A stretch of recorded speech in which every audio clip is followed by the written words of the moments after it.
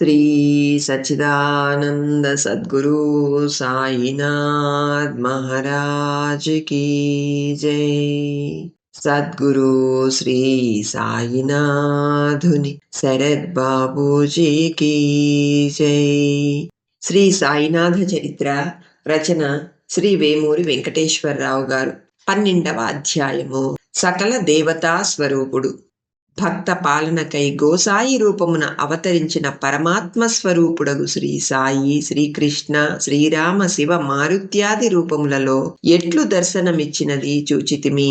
దత్తమూర్తి అయి ఆసనమున అగుపడుటయూ గమనించితిమి. అట్లే మూలే శాస్త్రికి 10 సంవత్సరముల పైకాలమున గతించిన గురు ఘోలప్ రూపములో అభయమిచ్చుట తెలుసుకొంటిమి. బాబా సకల సాధువుల స్వరూపము. మనమెన్ని పేరులతో పిలిచినను భేదము లేక ఒక్కటై వెలుగు పరబ్రహ్మము. సకల చరాచరములకు ఆధారమగు పరమాత్మ నిర్గుణ బ్రహ్మమే శ్రీ సాయిగా భక్తులను ఉద్ధరింప సగుణుడుగా మనకు దర్శనమిచ్చినాడు. ఆర్తి తీర్చి అభయమిచ్చుటయే బాబాయందలి ప్రత్యేకత. మామలతదారుగానున్న భక్తుడొకడుండెను. ఒక డాక్టరు ఈతనికి ప్రియమిత్రుడు. ఈ డాక్టరు రామభక్తుడు. మామల్తదారు బాబాను దర్శించ షిరిడీకి పయనమగుచు డాక్టరును కూడా తన వెంట రమ్మనెను. ఈ డాక్టరు బాబా గురించి విన్నవాడయ్యును మామల్తదారు వద్ద తనకు గల చనువు కారణముగా ఇట్లనియెను. నేను రామభక్తుడనని నీ వెరుగవా? ఎరిగి నన్ను ముస్లిం ఫకీరు కడకు రమ్మనుట న్యాయమా? నేను ఫకీరును దర్శింపను. నేను ఆ ముస్లిమునకు ప్రణమిల్లుట అసంభవము. ఏల నన్ను బాధ పెట్టెదవు? నేను షిరిడీకి వచ్చుట అసంభవము అని ఖచ్చితంగా చెప్పెను. అయినా ఆ మామల్తదారు అదేలనో తన పట్టు విడువలేదు. ఏమయ్యా, నిన్నెవరునూ శ్రీ సాయి మసీదునకు రమ్మని ప్రతిమాలుటలేదు. శ్రీ సాయికి ప్రణమిల్లియే తీరవలయునని నిన్ను నిర్బంధించినదెవరు? రాముని కాదని సాయిని సేవింపుమని నేనేమైనా పట్టుబట్టితనా? ఇది ఏటి మాట? నీ ఇచ్చ వచ్చినతో మసీదుకు రమ్ము. కాకయున్న బసయందే ఉండగలవు. ఎందుకో నీవు రాక నేను ఒంటరిగా వెళ్ళుటకు మనస్కరించుట లేదు. అసాధ్యమనిపించుచున్నది. సోదరా, ఈ రాత్రికే ప్రయాణము అని బలవంత పెట్టెను. ఆ డాక్టర్ అదృష్టం పండినది. శ్రీ సాయి అతన్ని ఉద్ధరింప అనుగ్రహించినాడు. ఉభయులు పయనమై షిరిడీ చేరిరి. స్నాన సంధ్యాదులైన పిదప మామల్తదారు మసీదునకు పోయెను. డాక్టర్ కూడా తనంత తానుగా అడుగకయే అతన్ని వెంబడించెను.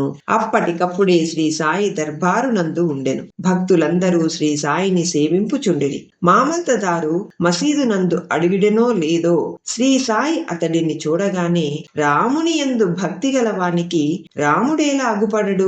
దీనికి నీ మిత్రునితో ఇంత రాద్ధాంతమేలా అనెను. వెంటనే డాక్టర్ చకితుడై చూసెను. అదేలనో అట్లు చూసి డాక్టరు పరుగున ప్రక్కవారిని గమనింపకయే శ్రీ సాయి పాదములపై వ్రాలెను. కన్నులు చెమ్మగిల్లినవి. శ్రీ సాయి పాదములు విడుచుటలేదు. పదే శ్రీ సాయి ముఖమునే చూచుచుండెను. తన్మయ స్థితిలో శ్రీరామనామ సంకీర్తనము వనరింపుచుండెను. చిరునగవుతో బాబా డాక్టరును లేవనెత్తెను. అప్రయత్నంగా అతడు, బాబా, నా రామా, నీవా తండ్రి? ముస్లిం ఫకీరనుచుండిరే. ఇన్ని నాళ్లుగా నిన్ను ఆరాధింపుచుంటినే, నేటికి దయ కలిగినదా రామా? ఆ రత్నఖచిత సింహాసనమెవ్వరయ్యా ఈ మసీదుకు చేర్చిరి అని అపూర్వమైన ఆనందముతో వడలు తెలియక పరవశుడై క్రింద పడిపోయెను. శ్రీ సాయియే స్వయముగా అతని నుదుట ఊదిని ఉంచి, బిడ్డా లెమ్మని ప్రేమపూర్వకంగా పిలిచెను. డాక్టరుకు తిరుగ తెలివి వచ్చినది. అచ్చట గోసాయి రూపముననున్న బాబానే చూచినాడు. అతని సందేహము తీరినది. శ్రీ సాయి ముస్లిమని ఇక వెనుకాడలేదు. ఆ విషయమే మనసుకు తట్టలేదు. నా తండ్రి శ్రీరామ, శ్రీ సాయిరామ, ఎంత పొరబడి తిని నీవెంతటి దయాసముద్రుడవయ్యా! అనుమానముతో ఆవరింపబడిన నన్ను సైరించి అనుగ్రహించితివే. అజ్ఞానుడను, అంధుడను. బాబా, ఎన్నటికీ నన్ను వదలకుము. నీ పాదములే నాకు ఆశ్రయము అనుచు బాబా సంకీర్తన మునరించెను. ముందు దిట్టమైన గట్టి పట్టుదలతో బాబాను దర్శింపను, ప్రణమిల్లను అని పగ్గెలు పలికిన ఈతడట్లేల పరుగిడి బాబా పాదముల వ్రాలెను. అతడు చూచినదేమి? ఆ ఆనందమునకు ఏమి కారణము? బాబా అన్న మనమనుకొనిన ఈ ముస్లిం ఫకీరేనా? కఫనీని ధరించిన ఈ 5 అడుగుల శరీరమేనా? అట్టి సంధ్యముల పోద్రోలి మన అజ్ఞానము నశింపజేసి భక్తిభావము పెంపొందించుటకే బాబా ఇట్టి లీలలు చేయుట.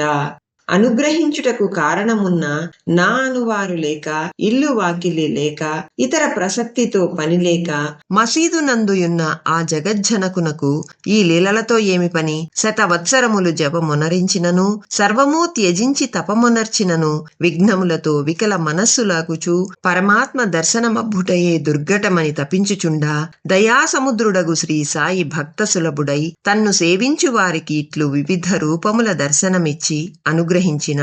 అట్టి ఆ పరమ దయాళువు పదధ్యానమబ్బుటయే మన అదృష్టము.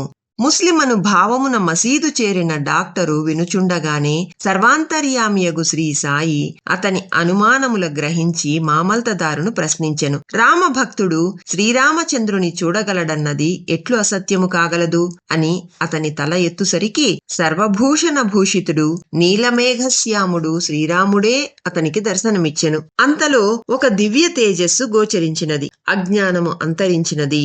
సర్వము రామమయముగా తోచినది. దివ్య జ్ఞానము అంకురించినది. అతడు అదృష్టవంతుడు. పురాకృత పుణ్యఫలమున శ్రీ సాయి కరుణకు పాత్రుడై డాక్టరు అమరసుఖమనుభవించినాడు. బ్రహ్మానందము చవిచూసినాడు. అతని ఆనందము అతనికే ఎరుక. అది నేనెట్లు వర్ణింపగలను? అట్టి ప్రయత్నము చేయుటకు కూడా నాకు అర్హత లేదు. దయానిధియగు శ్రీ సాయి నన్ను అట్లు అనుగ్రహింపలేదు. అందులో సహస్రాంశమైన ఆనందము నాకు అబ్బలేదు. బాబా పదధ్యానము కొరకే నా జీవితము. ఆ దయాళువు ఎన్నటికైనా అనుగ్రహించునో లేదో అది ఆ పరమాత్మునికే ఎరుక. లీలామాత్రముగానైనా దర్శనమొసగి దయచూడవా బాబా? మేమెరుంగని ఈ నీ చరిత్ర వట్టి కథలు కాదని నీ వనర్చిన బాస నిలుపుకొనుట నీయందున్నది తండ్రి. నిన్ను వినా మాకు ఎవరున్నారు? నన్ను గన్న తండ్రి, నీ పాద పంకజముల శరణమునందువాడనే అందరూ అన్ని విధముల ఆదరించిన ఆ తండ్రి మనల మాత్రమేలా కాదనును? అల్పబుద్ధులమగు మనల అనుగ్రహించుటకేగా ఈ సాధురూపము. జీవిత రంగమున కలుగు చిన్న చిన్న బాధలు బాబా నీ పదభక్తి నుండి నా మనము అటూ ఇటూ తొట్రుపడకుండా నిశ్చలముగా నీ పదములయందు నిలకడనొందునట్లు నీవే అనుగ్రహింపవలెను తండ్రి. పరమ దయాళువగు బాబా భక్తుల బాధలు ఉపేక్షింపడు. సర్వం సహా చక్రవర్తియగు శ్రీ సాయి మనల పాలించియే తీరును. అట్టి శ్రీ సాయికి ప్రణమిల్లుదము. ఓం నమో శ్రీ సాయి. శ్రీ సచ్చిదానంద సద్గురు సాయినాథ్ మహారాజ్ కీ జై. సద్గురు శ్రీ సాయినాథుని శరత్ బాబూజీ కీ జై.